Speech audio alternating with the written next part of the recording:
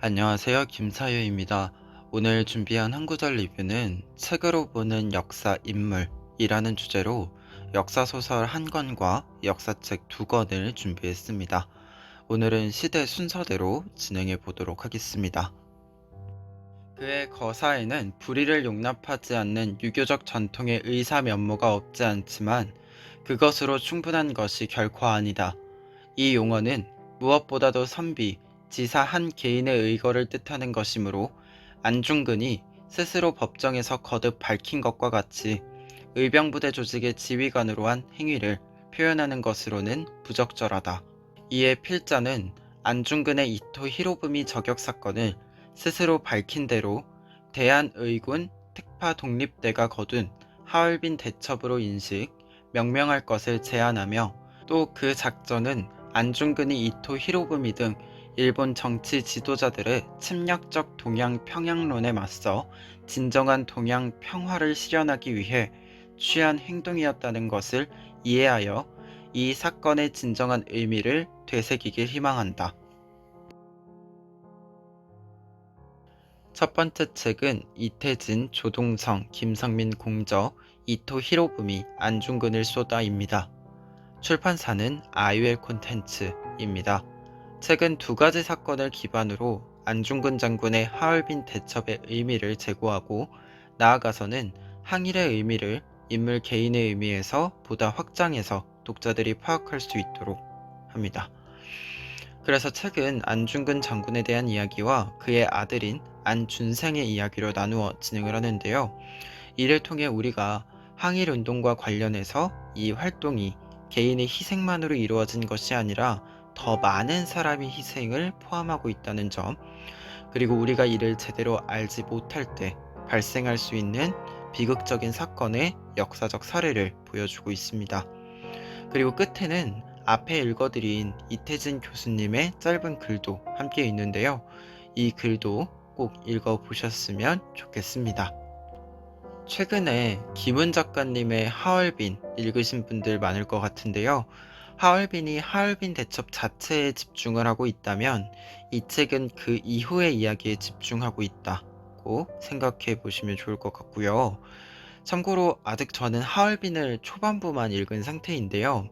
저처럼 아직 본격적으로 하얼빈을 안 읽은 분들이면 이 책을 먼저 읽으셔도 도움이 될 것 같습니다. 짧은 단편이기도 하고 하얼빈 전에 읽으면 좀 배경 지식이 될 만한 내용들, 그리고 소설의 의미를 조금 더 다양하게 이해해 볼 수 있는 내용들, 이러한 것들이 포함되어 있으니까요. 한번 참고해 보시면 좋을 것 같아요. 그리고 참고로 이 책은 전자책이 무료로 배포가 되고 있으니까요. 관심 가져주시면 좋을 것 같습니다. 두 번째 책은 이다 출판사에서 나온 나운규의 말입니다. 나운규 감독은 1902년 10월 27일 함경북도 회령군에서 태어났습니다. 그리고 3.1운동과 독립군 비밀단체 활동을 해서요, 2년간 감옥살이를 하게 되는데요. 감옥살이를 한 후에 1923년 신극단 예림회에 가입해서 연기 활동을 시작합니다. 이후 여러 작품을 통해 연기력을 인정받고 1926년 원작, 각색, 감독, 주연으로 아리랑을 흥행시키면서 이후 10년간 무성영화의 황금기를 이끌게 됩니다. 그러나 1937년 8월 9일 오랫동안 생활고와 과로 등으로 폐결핵이 심해지면서 사망하게 됩니다. 그래서 이 책은요, 이 나운규 감독이 직접 쓴 글과 참여한 인터뷰, 그리고 이후에 시나리오를 소설로 각색한 아리랑이 수록되어 있습니다. 글을 읽으면 당시 영화인들의 상황, 생각들을 알 수 있기도 하고 나운규 감독의 굉장히 터프한 모습들을 자주 볼 수 있는데요.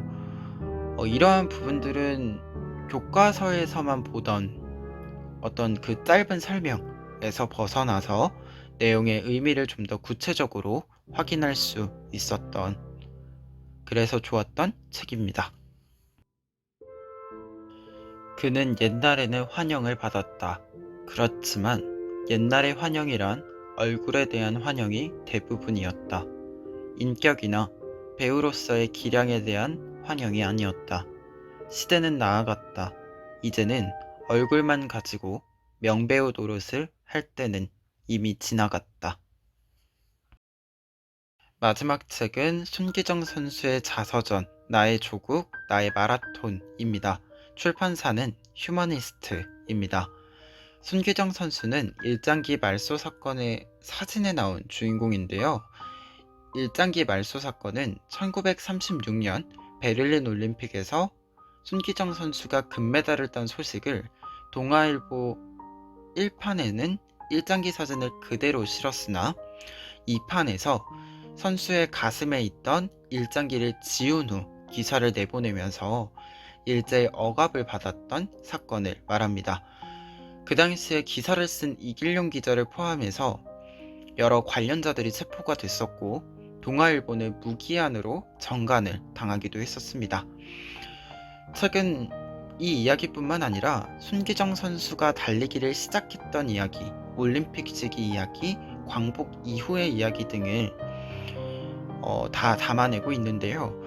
이 이야기들을 통해서 역사 인물 당사자의 입장에서 그 시대의 이야기를 구체적으로 알 수 있었습니다. 특히 베를린 올림픽 당시에 손기정 선수와 은메달리스트 남승용 선수 이야기를 읽다 보면 올림픽 당시의 마음 그리고 일장기 말소 사건에 대한 생각들을 선수들 입장에서 생각해 볼 수 있었습니다. 그래서 역사책 중에서 구체적인 인물들을 좀 살펴보고 싶다. 인물들을 좀 더 구체적인 이야기들을 살펴보고 싶다 하시는 분들에게 추천드리는 책입니다. 나는 그때까지도 내 우승의 지표로 일장기가 오르리라는 생각은 하지 못했다. 올림픽 출전 때까지 승리국의 길을 개항하고 국가를 연주하는 의식을 보지 못했기 때문이다. 시상대에서 일장기를 쳐다보며 일본 국가를 듣는다는 것은 참을 수 없는 곤욕이었다. 나는 고개를 숙였다. 그리고 생각했다. 내가 과연 일본 국민인가? 그렇다면 나나 조선인 동포들에 대한 일본의 학대는 웬 말인가? 나는 결코 일본 사람일 수가 없다. 나는 일본을 위해 뛴 것이 아니다. 나 자신을 위해, 고통받는 조선 동포를 위해 뛴 것이다. 그런데 저 일장기, 저 기미가요는 무엇이란 말인가? 오늘은 세 권의 책 소개해 드렸는데요. 세 권 모두 역사책들 중에서는 어려운 책은 아닙니다. 그 안에 의미나 주제들이 스르륵 넘어가듯 읽히는 것은 아니지만 읽으면서 각 인물에 대한 이해를 충분히 할 수 있는 책들인데요. 역사책 중에서도 추상적인 이야기보다 좀 더 구체적으로 개인의 이야기를 읽어보고 싶으신 분들에게 잘 맞는 책들이 아닐까 합니다. 그러면 오늘 영상은 여기까지이고요. 저는 다음 영상으로 뵙겠습니다.